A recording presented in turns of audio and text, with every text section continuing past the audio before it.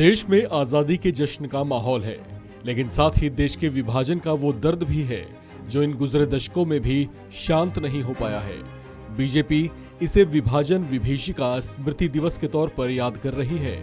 इसे लेकर बीजेपी की ओर से एक वीडियो भी जारी की गई है।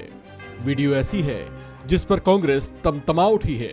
दरअसल जो वीडियो बीजेपी की ओर से जारी की गई है वो है तो देश के विभाजन पर आधारित, लेकिन उसके जरिए देश के पहले प्रधानमंत्री पंडित जवाहरलाल नेहरू पर निशाना साधा गया है।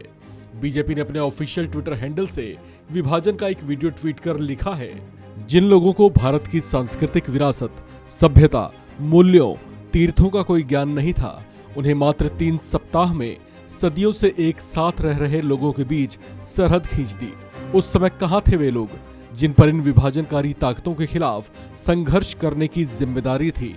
आपको बता दें कि बीजेपी ने अपने इस ट्वीट के साथ जो वीडियो जारी किया है उसमें 1947 के विभाजन और उससे जुड़े घटनाक्रमों पर अपना नजरिया पेश किया है। ये वीडियो 7 मिनट की है, जिसमें बीजेपी ने भारत के विभाजन के लिए कांग्रेस पार्टी और जवाहरलाल नेहरू को जिम्मेदार बताया है। बीजेपी ने इसके जरिए ऐसे आरोप भी लगाए हैं कि देश के बंटवारे के लिए कांग्रेस जिन्ना और मुस्लिम लीग के आगे झुक गई और उसकी पाकिस्तान के तौर पर एक अलग देश की मांग को स्वीकार कर लिया। नेहरू पर निशाना साधते हुए बीजेपी ने कहा कि एक व्यक्ति जिसे भारतीय सांस्कृतिक विरासत की कोई जानकारी नहीं थी, उसने सिर्फ कुछ हफ्तों में ही भारत को बांटने की अनुमति कैसे दे दी। बीजेपी की ओर से जारी इस 7 मिनट की वीडियो में बार बार नेहरू की तस्वीर और विजुअल लगाए गए हैं। साथ ही देश के बंटवारे की उस विभीषिका का भी जिक्र किया गया है।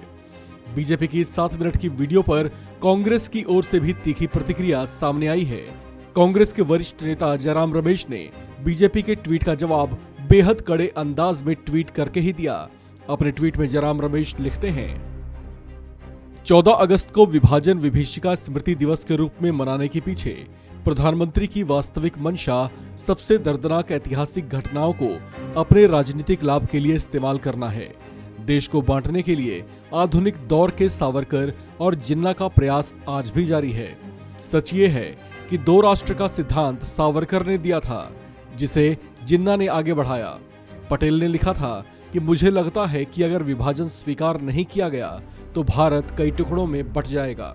इसके साथ ही कांग्रेस के वरिष्ठ नेता और पार्टी के महासचिव जयराम रमेश ने सवाल उठाते हुए पूछा कि क्या पीएम मोदी जनसंघ के संस्थापक श्यामा प्रसाद मुखर्जी को भी याद करेंगे, जिन्होंने शरद चंद्र बोस की इच्छा के खिलाफ जाते हुए बंगाल के विभाजन का समर्थन किया था और स्वतंत्र भारत के पहले कैबिनेट में तब शामिल हुए थे जब विभाजन के दर्दनाक परिणाम दिखाई दे रहे थे।